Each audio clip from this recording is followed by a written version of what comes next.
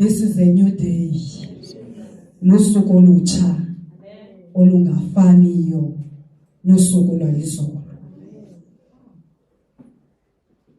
Mandibulise kumoya oyingcwele, inkokheli yebandla eyathotywa lizulu. Ngoba ilizwi likaThixo lithi umoya oyingcwele wazi zonke izinto zikaThixo, wazi nenzulu zikaThixo. Yolonto uYesu wathi uzasicelela kuBawo asithumele umoya oyingcwele ukuze kube lula kuthi ukumkhonza uThixo. Sikhokelwa ngumoya oyingcwele, umoya kaThixo. Before into yonke kusasa nje ndithi manje acknowledge the Holy Spirit in our midst. Hallelujah. Glory to his name. Oh, hallelujah. Glory to his name. Lo sinika amandla, lo someleza. Shandala namabosana. Yimini entsha, yimini engcwele, yimini ekhethekileyo. Yimini kaThixo athi umhlabeleli wasewisile. Abantu kwindawo ngendawo bahlanganisene ngomoya kaThixo. Abakwazi ukuhlangana engekho. Ababosingezana. Oh Jesus, abakwazi ukuhlangana umoya oyingcwele engekho. Bahlangene ngomoya kaThixo, ngomoya kaBawo, besenza inkonzo bevuya kunene. Hallelujah. Ndiyabulisa. Mandibulise kutata, the apostle pastor of the house, the man that God has raised for such a time. Kwintsuku zokugqibela khona amadoda avusiweyo nguThixo, izinto ezilela inkululeko yomphefumlo. Silwela usindiso lomphefumlo. Silwela inkululeko yento balowo wasidalayo. Sithi xa sihamba kulomhlaba sibuyele kuye, kodwa ngeke sibuyele kuye singena kholo naye siphile ezantsi emhlabeni. Ndibulisa loo ndoda eyavumayo kuThixo ukuthi zikhona zininzi izinto ezenziwayo, careers ezikhethwayo ngabantu, kodwa mna ndikhothwa uba yindoda ezawumela ukushumayela ilizwi likaThixo. Bulisa yena, ndibulisa fivefold ministry, abapostile, abaprofeti, abavangeli, abelusi, abefundisi. Ndibulisa otata bonke abakhona kule ndawo. Ndibulise nakuceba ngokukhethekileyo nesigaba sakhamba naso. You are welcome in the house of the Lord. It is an honor ukuba nibe khona phakathi kwethu. Iyi-blessing, intsikelelo xa sibona ningena nizonqula uThixo kunye nathi. You are welcome. Maske sibaqhwabeleni izandla. Glory to Jesus Christ. Glory to Jesus Christ. Obathweleyo bazofika kule ndawo. Glory to Jesus Christ. Hallelujah. Ndibulisile wonke umuntu okhona kule ndawo nabantwana abancinci. Ndinibulisa nonke egameni lenkosi yethu uYesu Kristu. Hallelujah. Ngokhethekileyo ndithi Happy Women's Month. Hallelujah. Happy Women's Month. Hallelujah. Hallelujah. Ndibulisa amanina ngokhethekileyo ngale nyanga yemfihlelo. Kutshiwo ngokuthiwa inyanga yemistry. Hallelujah. uThixo yazi uThixo ulumke yena yedwa. Ondizilibele kanene ba aniboni ndishela. uThixo ulumke yena yedwa. Ukhona inkonzo eqalwe ngumoya oyingcwele yamanina kule veki iphelileyo apha. Ubani ndibonile uthe usisiphokisele bizamna ukuba ndizobeka izandla kwaba bantwana bebemi kule ndawo. Bebemiswe apha ngokwabale generation yeli xesha, ngokwabale generation yexesha elizayo. Xa ndimi phambi kwabo ndithandaza sithi Thixo, ndithetha amazwi athini, ngoba funeka ubeka isandla ndithandaze into ongayaziyo. Wathi umoya engcwele lo ityhilwe kuye uwazi kakuhle amazwi funeka ethethiwe. Ngenye ixesha xa uThixo into ityhile kuwe yenza le nto athi uThixo yenze, ngoba uyityhile kuwe ibeke kuwe. That is why nindibona ndingakhange ndibeke esandla mntu. Ndize ndathandaza nje ndincedisana ne-woman of God etyhile injongo kaThixo ngomntu obhinqileyo. Haleluya. Kanti uThixo yona nto beyenza apha kule veki iphelileyo bekumiselwa abantu, kulungiswa izibeleko zabantu abazawuthwala. Oh Jesus. Kuvuswa abazalisikazi. Ndithe sendinewari izolo kuba bendicinga into yoba mhlawumbi ndingaphela ndingaministerishi kulaa conference besikuyo because of time. Mhlawumbi noba ndizawufika sekulate, ndashiya nee-notes zam. Xa ngoku ndifika phayana kuthiwa hayi usekhona kwiprogram and ixesha lisekhona ndathi moya engcwele. Ndishiyile ke ngoku yonke laa nto buyibali, kodwa ke bendiyixelelwe nguwe. Uzawundikhumbuza ke yonke laa nto mna bendibhala nje so that kube lula ndimane ndijonga abantu. Oyena mntu betyhile yonke le nto ngumzalisikazi nguwe. Ndanewari ndiqomba zikhona mani izinto endiqomba ndizishiyelele khona indawo endingafikanga kuzo. But ebusuku xa ndilele ndimediteyitha ngayo yonke le nto, wathi umoya engcwele eza ubuzithethe phayana.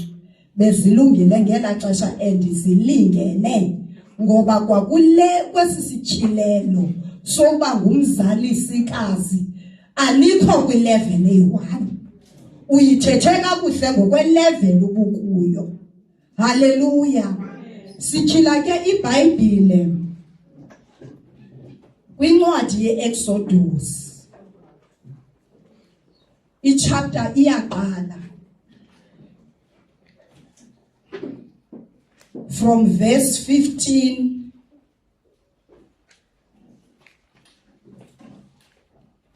hallelujah.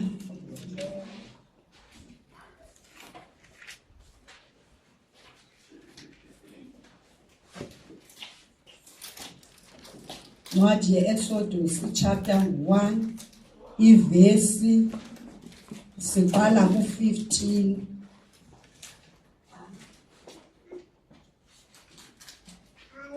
Ndicela ophethe iBhayibhile yesiXhosa asifundele. Exodus chapter 1 verse 15. Kaloku ukumkani waseYibhithe wathetha abazalisikazi abangamaHebherekazi, igama lomnye linguSifra, igama lomnye linguphuwa. Wathi ekuzaliseni kwenu amaHebherekazi, khangelani xa azalayo. Ukuba ithe yayinkwenkwe, noyibulala. Ukuba ithe yayintombi, yodla ubomi. Abazalisikazi boyika uThixo, abenza ngoko bathetha ngako kubo ukumkani waseYibhithe, awasindisa amakhwenkwe. Wababiza ukumkani waseYibhithe abazalisikazi, wathi kubo, kungani na ukuba nenze le nto yokuwasindisa amakhwenkwe? Wathi abazalisikazi kuFaro, amaHebherekazi akanjengabafazi bamaYibhithe, kuba omelele azala ngekangeni kuwo umzalisikazi.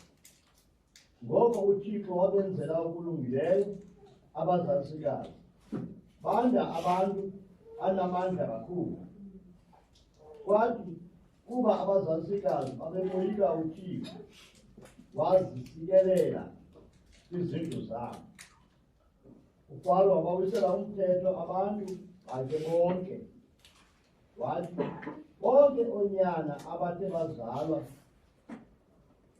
baphoseni emlandweni ke zonke intombi zisindiseni. Hallelujah. Bawuyingcwele elilizwi lakho. Lilizwi lakho eliphilile, lilizwi lakho elinamandla, lilizwi lakho eliyimfihlelo kungekho lula ukuliqonda ngoba izinto zakho zinzulu. Izinto zakho Nkosi ayizizwe ezinyama zezikamoya. Thixo wethu oyingcwele, sele uveza ngeli xesha Nkosi nexesha leTestament endala bawuyingcwele apho iministry kaShifra noPuwa eyangenelwa ngumkhathi ukuba azokubatshintsha kwindawo babizele kuyo. Thixo wethu oyingcwele, yokuzisa nokukhusela ubomi babantu benjongo yakho, kodwa ngendawo wazama ukubaguqula ukuze Nkosi bangabi ngabakhuseli kodwa babe ngababulali.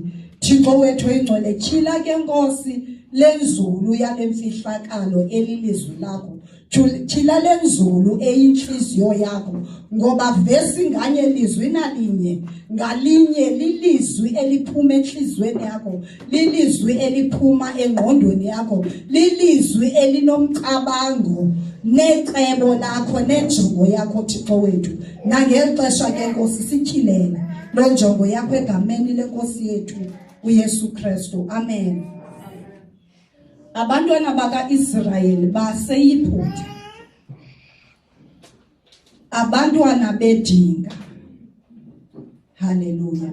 Yayingengobantu nje aba, ngabantu bedinga, ngabantu Thixo, ngabantu abeze ngesiprofeto, ngabantu abaze ngedinga likaThixo, ngabantu abaziwayo ukuthi luhlanga, ngoba eli xesha kuthethwa ngalo apha ebukumkanini bukaFaro kulapho uThixo wamazulu wadala izulu nomhlaba ewayengaziwa, kukhonzwa izithixo, kukhonzwa izigodo, kukhonzwa ocamu. Haleluya.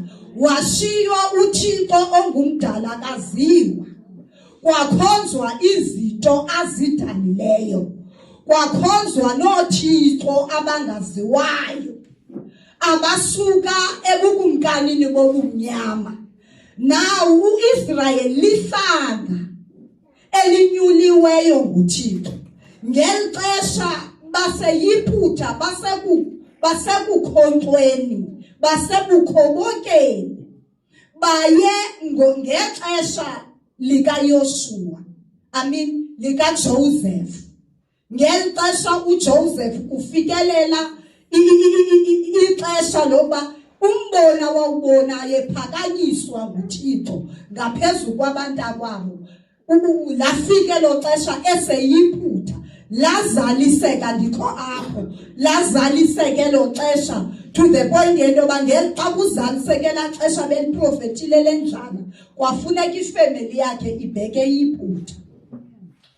Now ithi iBhayibhile kwiivesi ezingentla kule chapter esikuyo, wafa uYosefu, bafa abantakwabo, yafa yonke la generation eyayifike ngela xesha, kwasheka inzala yabo.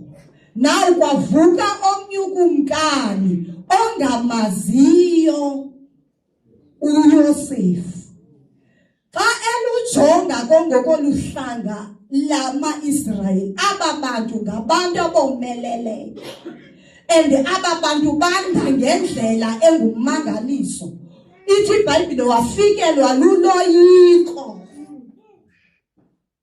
woyika kuba aba bantu bomelele, and ihlobo abanda ngalo hleze bade babe ngaphezulu unathi.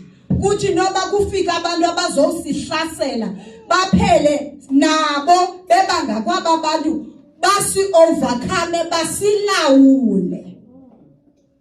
Ulapho ke ukuzovela lo chapter 15 ukuthi kanene kwaba bantu kukho abafazi abangabo responsible for ukumultiplya kungaka kwaba bantu.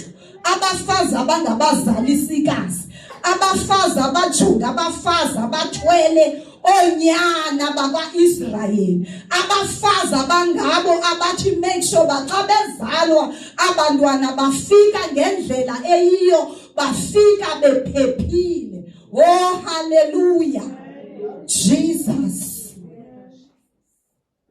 Waphuma ilizwi kukumkani eliya kubo, ngoba uyaqonda oluloyiko lam endinalo laba bantu nelicebo endinalo lokuba into babangandi aba bantu. Ndifuna bavaleke aba bantu bangandi, kodwa ngekhe ndiyenze lento. Kukhona aba bafazi ababini, so mandingqamane naba bafazi babini ndibaxelele into yoba xa nizalisa abafazi bamaHebhere wohlula, ngoba babengazalisi nethi abafazi bamaHebhere kuphela, babezalisa nabafazi bamaYiphutha. What specific? Wathi kodwa xa nizalisa aba, haleluya, inyanga yomama, so kufuneka uthathwe icebo likaThixo ngumntu ongumama, nerole yomntu ongumama kwi-kingdom of God. Wathi abafazi bamaHebhere xa bezala umntwana oyikwekweze nimbulane, nisindisa amantombazana. Lithi ilizwi likaThixo aba bafazi bamoyika uThixo, abawabulala amakhwenkwe. Haleluya. Xa ukumkane bombatshini ndiwisela umthetho into makungandiwa apha, mawungazalwa amakhwenkwe, kodwa ndibona kuqhutyekekwa kuzalwa amakhwenkwe ayaphila. Wababiza, kutheni usenzeka ngohlobo nalapho, ngoba ndithe izolo xa ndithetha ndathi wena uzazi aba bafazi okokuqala babezazi babangobani, ngoba igama elithi Shifra limina beautiful, igama elithi Pua limina favor. So awungeke uthi ungu-beautiful kuphume kuyizinto ezi-bad and ugly and evil. Hallelujah.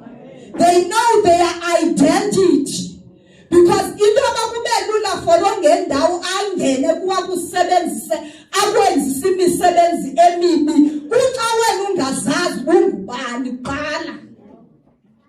They knew their identity, bazazi bangobani. Okwesibili, bawazi umsebenzi abawenzayo wokuzaliswa umele ntoni. Okwesithathu, bayazi into yoba amandla nobulumko nengqondo okuwenza lo msebenzi uvelaphi, uvela kuThixo. Aba bantu ababadiliverishayo bavelaphi, bavela kuThixo, bayinjongo kaThixo. Lithi ilizwi likaThixo boyika uThixo ngaphezu kwelizwi lokumkani, ngoba babeyazi ukuthi nanxa ukumkani esegunyeni, kodwa likhona igunya elingaphezu kwegunya likakumkani. Igunya linamandla ukodlula igunya likakumkani. Oh haleluya. Baboyika uThixo, bema endaweni yabo yokuma basukunyiswa nto. Haleluya. Ngoba utshaba lizele into babazoguqukelana. Haleluya. When utshaba lufuna ungena e-world ministry, lingena kulona, lichole lona kulona, so that siguqukelane lunwe ngathi. Hallelujah. Ngoba uShifra noPuwa, they were Hebrew women, but kuthiwa against Hebrew women mababulala abantwana babo. That is the strategy of the devil. Nangoku uSathana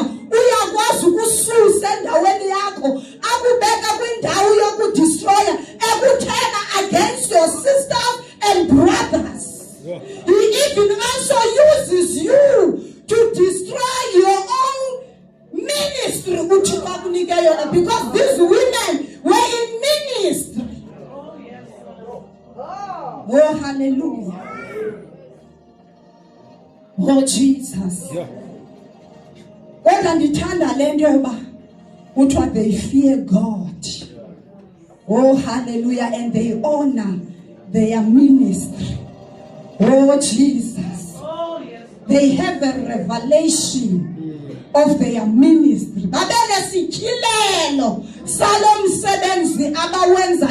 We bring lives on earth. We protect lives. And we make sure abantu bakhula ngendlela efanelekileyo, bakhula bephephile, so that izozaliseka injongo kaThixo.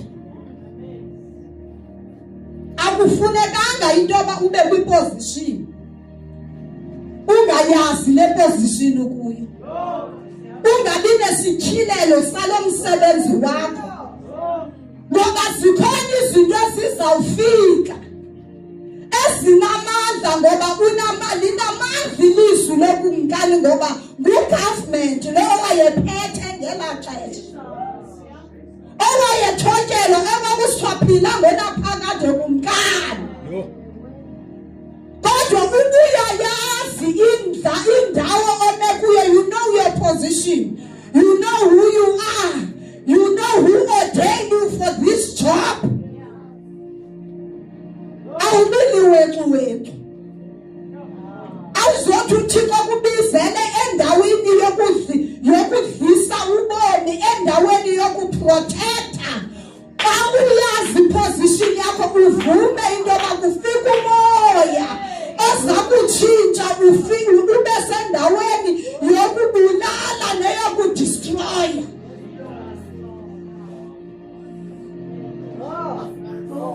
You need to know your position.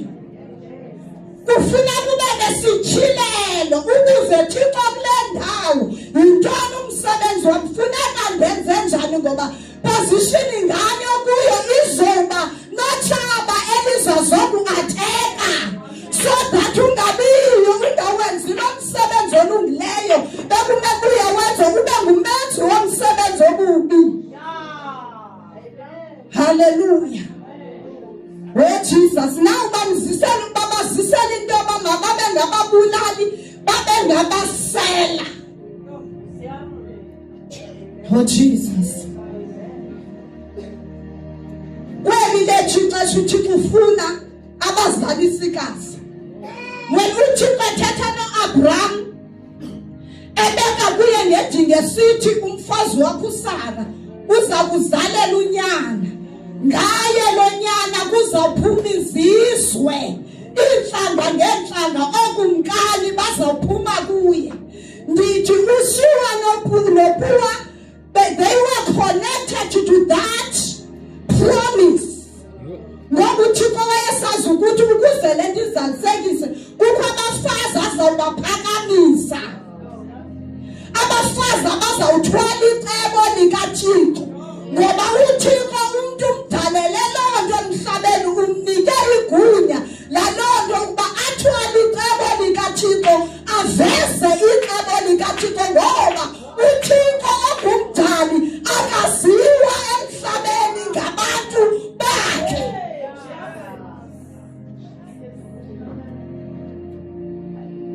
Funa uhlobo labafazi janazini.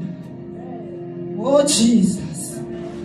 Xa kuthethwa ngabazalisikazi kuthethwa ngabantu abakhupha ii-nations, bakhupha izizwe aba bantu. Kwaphuma ibandla lika-Israyeli ngeli xesha ke ngoku, ngenxa yabo kude kwasinda noMoses. Apho kwathi kwibandla lika-Israyeli entlango kwaphuma the priesthood, kwindlu kaLevi, kwibandla lika-Israyeli. Abafazi babemele ibandla, kwakufuneke bezele ibandla laka-Israyeli. Hallelujah. Ngelo xesha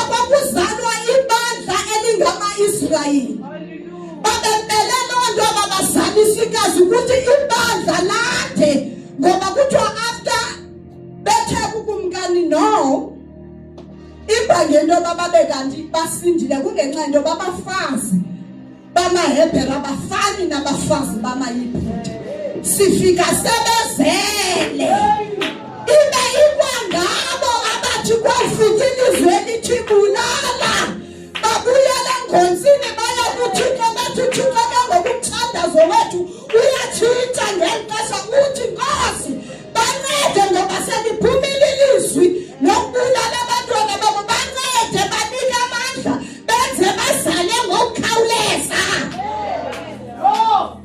ufuna abahlobo labazali uThixo abazali sikazi abangazoma ngabawethu namhlanje unalaneni ngomsuvuka nelini uthonga imeko kheli umoya wemoto umuvela kwecala nawe umuvela kwelocala xa ungumzali sikazi yazi ukuthi you are chosen by God and this is a high calling uthi xa ubona umoya ubheka ngaphi wena ujonge lo ukuvusileyo uba uthini oh hallelujah my God and when unayo ivision hallelujah wena msebenzi uphethe ubona apha kuyiwa khona you are the one uthi kakwenza ube yi-protector hallelujah ilizwe siphila kulo libi uthi ufuna abantu abazaba zi-protector hayi abantu abazaba ngabathengisi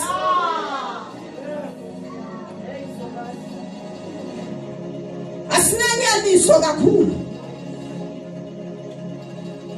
wensingenalo kakuhle ulwazi singena sisitshileni sima ekungabini nanyaniso sima ekungamoyikini uThixo sima ekwenzeni ukuzithandela kwethu senze izinto ezizawuplisa thina ngoba uma bengazali noThixo bengamoyiki uThixo ngeba bethathe icebo likaNkulunkulu bahamba bajonge izinto bajonge i-reward abazayifumana kuNkulunkulu but because of the revelation that they have they overlooked that and they remain fearing God.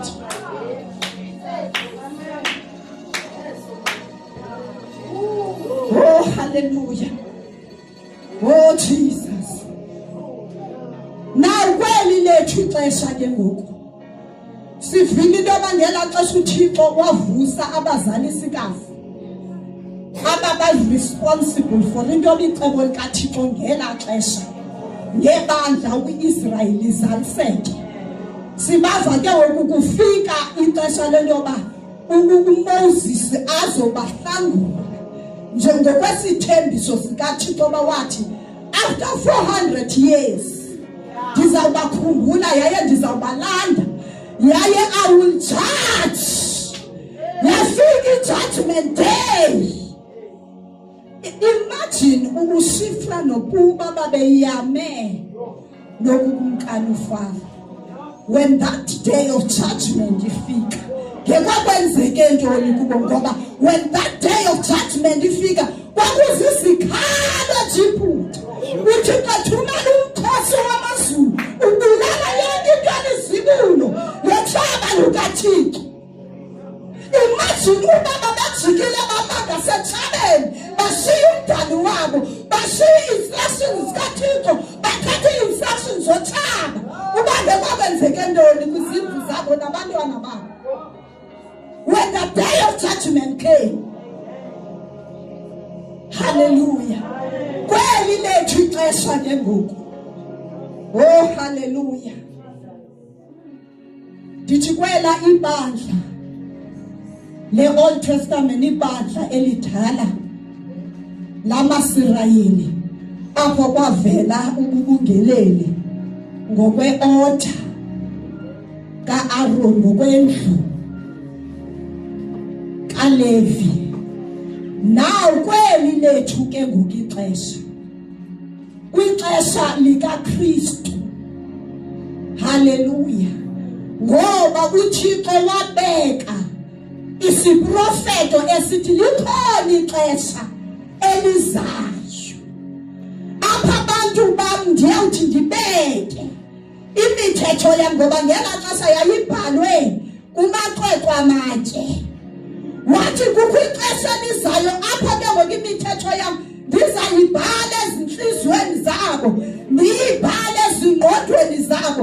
Apha abantu babezawundazi engasayomnye uxelelwa ngomnye ummelwane athi mazi uThixo ngoba bonke bayawundazi wayethetha ngexesha loba ezawuthumela omnye umkhululo ngaphezulu kunoMoses. Haleluya. Ngoba ngexesha likaMoses wena bakhulula kwaqhelwa imvu, kwaqhelwa izimvu nganye izimvu, amatakana ngelazinto, amatakana aselula. Kodwa zonke ezonzama uThixo wazenzayo zalomagazi zangakwazi ukuba umuntu abuyisele kuThixo adame kwiposition yakhe. Ngoba uThixo umuntu umfuna bheke kulaa ndawo yafika inyoka ekuye egadini yase-Edeni, apho umuntu wayengaphili ngenyama esenyameni. Oh, haleluya. Namhlanje uThixo ufuna abazalisikazi kwixesha lebandla likaKristu. Haleluya. Nakweli ixesha likhona ibandla likaKristu. The one onguThixo owesuka emazulwini wasezantsi emhlabeni. Kutho ithi iNkondlo yaHebrew chapter 2, nambena abantwana beyinyama negazi, he also took part of the same. Naye wanxiba inyama negazi, wavelana nabulwele babo. So namhlanje he is qualified to be a high priest endlini kaThixo ngokwe-order of Melchizedek. Hallelujah. uThixo ufuna abazalisikazi. This time abazawuvusa ipriesthood ngokwe-order of Melchizedek. Wasandala lababosetheli ababasade. Ngoba uYesu uthi xa nibona obumkani besilwa bodwa, xa nibona umhlaba uzamazamisa, kuyinyingima kuzimfazwe, kufiwa left and right, funeke nazi ukuba kukuqaleka kwenimba. Haleluya. Oliya khasatha liya bebosandela amazulu ayalunywa ngoba funeka kuthiwe give back to the church of Christ. Funeka kuzelwa ibandla likaKristu. Haleluya. Kuvela uhlobo labantu abangazobe kuphila bona anymore, kodwa kuzaphila uKristu. Oliya bebosandela liya khasatha uThixo uvusa lahlobo labafazi. Oh Jesus.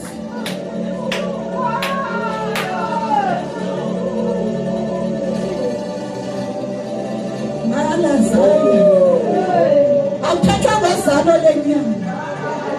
Wosana laba bosanda. Awuthathwa ngabazalisikazi ngoku abazawuzalisa ngela hlobo kaShifra noPuwa. Kuthathwa ngabazalisikazi abazawuzalisa ngokwasemoyeni spiritual. Manje aluyekhe sathwa nyama bosanda. Izinto ezizawuyazi ukuba yintoni ngobani abathweleyo. Izinto ezizawurecognize the women abathwele icebo likaThixo loba kuvezwe onyana bakaThixo ngayo uKristu. Ngoba idalo ngokwayo iyaqina, iqinela, ikhalela ukuba kuvezwe onyana bakaThixo. God is looking for midwives zenkasa ezizavusa.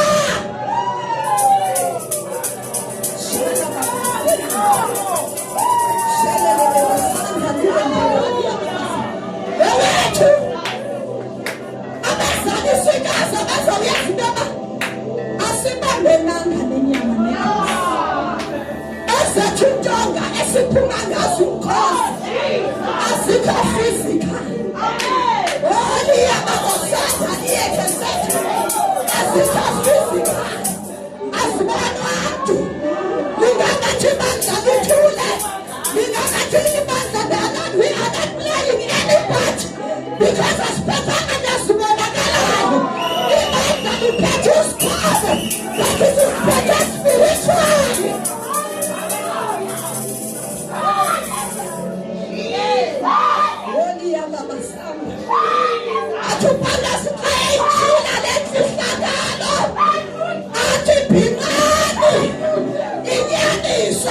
inyani zenu nana nababosana zisekelele enyanisweni imana enyanisweni ngoba kukho izinto ezizawuvela uvexesha lizawufika elizawufumana ikhanyela inyaniso elizawufumana igama enyanisweni kodwa ibhingane inyaniso ibe sistadi senu ibe sistability senu.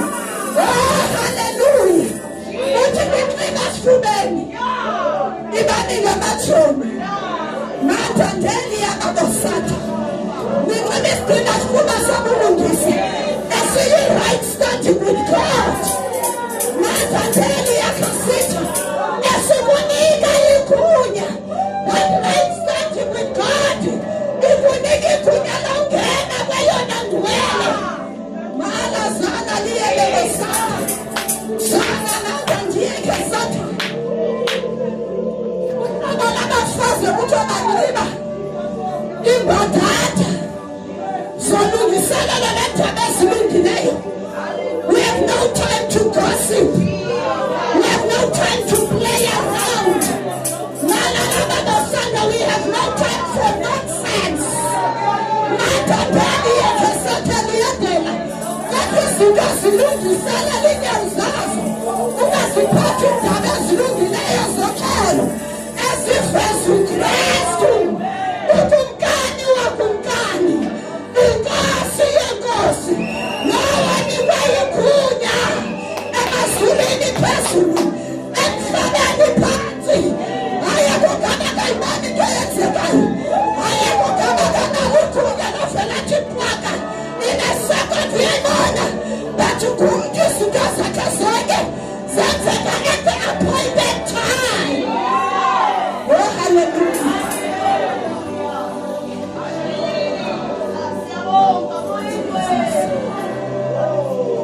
Lord Jesus izinto eziphatheka lokhona sicima ngalo intolo zongendawo wena sisa ongendawo izinto ezamazithi kubhaliwe kwathiwa sathana kubhaliwe kwathiwa yena siyabona wenza ngohlobo kodwa uyimilithi kubhaliwe kwathiwa. Haleluya nithi uvikathiwa ziyaqina spiritual intolo zongendawo izinto ezinxiba isithaba isigcina ntloko sesindisi malababosatani ababasandeni zinxiba isigcina ntloko sesindisi imindi yabo ifocus mandani yethu sanda izinto ezisound mind izinto ezinoliso lokhozi izinto ezinengqondo ezinzileyo izinto ezingenangqondo ephithizelayo ngoba ngakumbi kweli xesha siphila kuyo zininzi into eziphithizelayo. If you don't have the sound mind, the helmet of salvation, mininzi imimoya yakumkana ufusela hlobo labazali sikazi izinto ezabantu ezincedi zazo kulabantu kufaka uswet shandala lababoseke sathi izinto ezikwaziyo uba ninqanuka njani intloko yedimoni wena unqanda intloko yedimoni eziwumzali sikazi awunika ndleni uthi uma ngathi uzawulahla umfa webhanga awulaphi mandeli yakasitha ubuzapho liwakhona ibe yiwakhona nentloko yakasathana bababosandaliyenda ngabafazi abavusele loo nto ayiyonyanga nje yoba sizivusela mnandi ayiyonyanga nje yoba sisitile kodwa yinyanga yento yoba siziposition inyanga yento yoba sibe sensitive Thixo uthini ngoku inyanga yo-identifya ngoba physically yaziwa inyanga ye-8 kodwa spiritually inyanga ye-9 ngoba inyanga yalapho i-women of the kingdom of God as it will give birth to the sons of the living God. Oh, hallelujah. Jesus. Salibandla. Bazalisikazi esikuthixo livusa funeke yintoni lizalwayo. Aba bathweleyo bathwele ntoni? Yintoni luyidilivarisayo? Hallelujah, udilivarisonyana. Hallelujah, udilivarisa priesthood. After the order of Melchizedek, yena uKristu Yesu engumbingelelo omkhulu owangamela indlu kaThixo. Aba babingeleli ngoba babesithi xa bengena bangene ngapha kwekhethini besiya kwingcwele kangcwele. Lithi lizwi likaThixo, this priesthood after the order of Melchizedek, when ingena yona ekhethini ingena sikhuselweni sikaYesu. He wants to bingela the inside of Christ as a high priest in the house of God. Oh, hallelujah. Singathethi nje ngoba uThixo is looking for abazalisikazi. Bazalisikazi abangayazi uba bazawuzalisa ntoni, bezawuzalisa baliyintoni injongo yabo. Siyambonga uThixo namhlanje ngoba etyhila injongo. Ukuthi abafazi, they have a vital role to play in the kingdom of God. Mandaliye kisana. Abazanthi xa uvusa ukhuthululu eKapa, abangazonaba bathi hayi ayenzeke eQhubeka, yenzeke eKapa. Kodwa abafazi abazawuyazi ukuthi no, mayingenzeki ngenyanga yomama. This is a war against women's man. The devil is building an altar against women. Ufuna abantu abazawuyazi loo nto, abazawuma bangene kuyo umbingelelo omkhulu bathi mayidilike la altar eKapa, mayingabisema, mayichithwe, mayingabi nandawo, ngoba lixesha loba sizale icebo likaThixo. Hallelujah. Xa nihlala phansi, isibane somzalisikazi asicimi.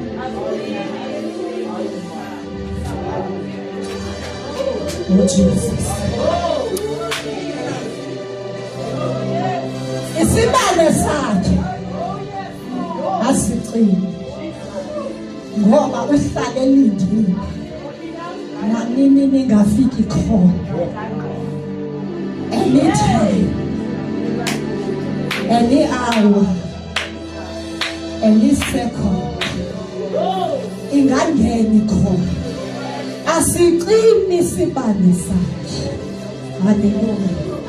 Umzalisikazi akajongi phezulu xa elele, akhamisa khona.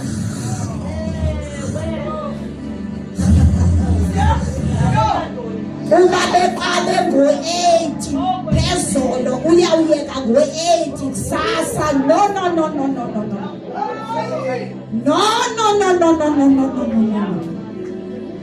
Uhlale sensitive wena umoya oyingcwele sithi abesemindweni yawo athi yes master. Hallelujah. Thetha ngomzalisikazi. Laa nto yenzeka physically bawumzalisikazi engalale lide likhona naxesha bini, na spiritual is the same, and the spiritual is more powerful because the spirit controls the natural. Akalali isibane sakhe asicimi, akalali kumnyama. What Jesus, akahlale endaweni emnyama, akahlali futhi zonke izinto zakhe zilapha ecangkwakhe. Just umbona umzalisikazi xa kufika ikhona bekhangela into zakhe, ipitasium, ipinto. No. Zonke izinto zakhe zilala zipakishiwe Yawuthixo uthetha ngokuthatha intasi yakhe. Everything is there. Thixo ukhangela lo hlobo labazalisikazi. Khangela lo hlobo labazalisikazi. Kwezi ntsuku zokugqibela. Kweli xesha lenimba. Kweli xesha lentshukumethu uyeza. Uyabuya uYesu. Uyabuya uKristu. Malalama bosanda funeka afike ibandla likwiposition right. Afika abazalisikazi belilungisile. Njengela hlobo ntoba umzalisikazi agqiba umganga kusisu i-umbilical cord uyaya ayoklina ayovaswa athandelwe ngamabhaya amatsha. Funeka afike umfazi wakhe make-upile enxibilokho yakhe mhlophe. Haleluya, ngumsebenzi wabazalisikazi. My God. Oh, shalalaba busithi. Mandaliye kesatha. Wewethu. Ibandla likaKristu wena umzalisikazi ehash. Liya understand that ehash nje kuwa kungenqanda uyabondoba you are about to give birth. Khona into ayibonayo funeka uyizele. Ikhona into ayibonayo ngoku lixesha lozala. Futhi uyabona naxa upusha. Ngoba bakhona nabagcama ngokupusha lingekafiki ixesha lokupusha. My God, njenga physically noma aqabisa umzalisikazi kuthiwa uyalunywa but afika umzalisikazi ambamba ayikabizi labor pains uyaguqula. Na spiritual ufuna abazalisikazi abazobona uncamile. Akungazali usaguqula.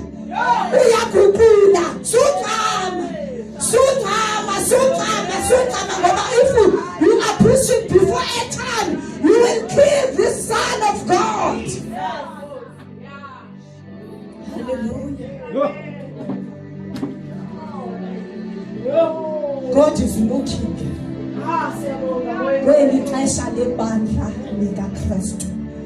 And everything uThixo owayeyibeke ngedinga wayithetha kwixesha lika-Abraham lexesha lebandla lika-Israyeli. Zonke izinto zazaliseka. Uzele umhlaba zinhlanga ngenhlanga. Zilwimi ngelwimi. Zikings ngokwelizwi likaThixo.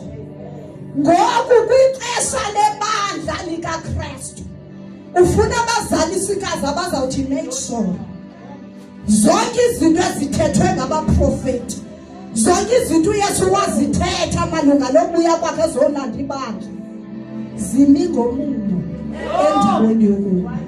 Nkosi lisikelele.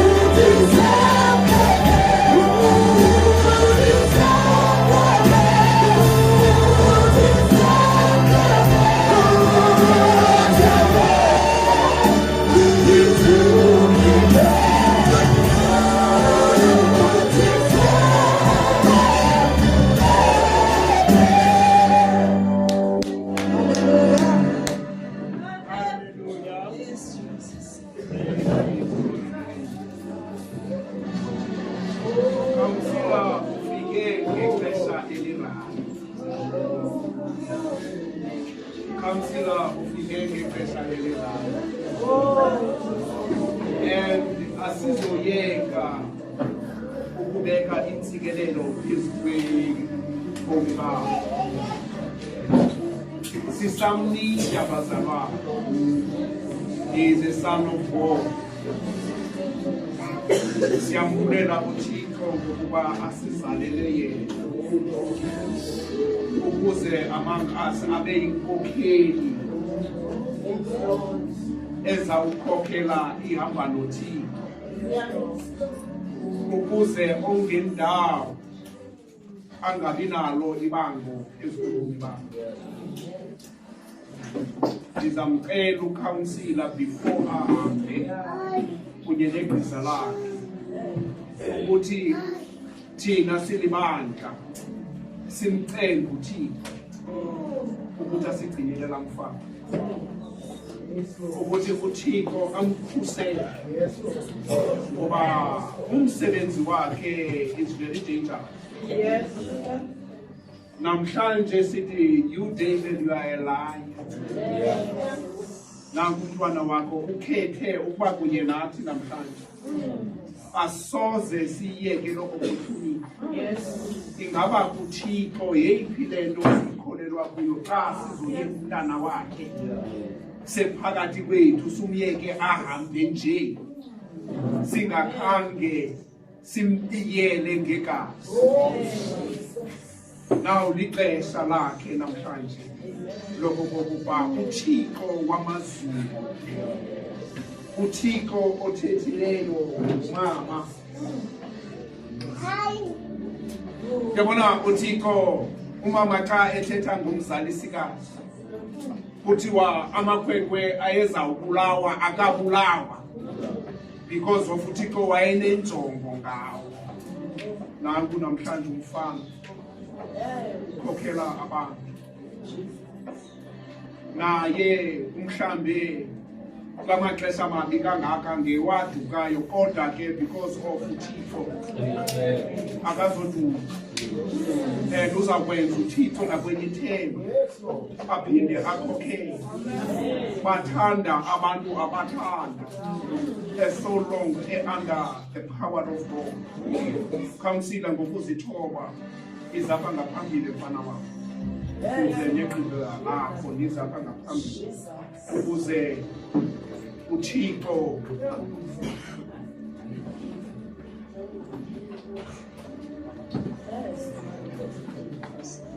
nabahamba naye bazo isona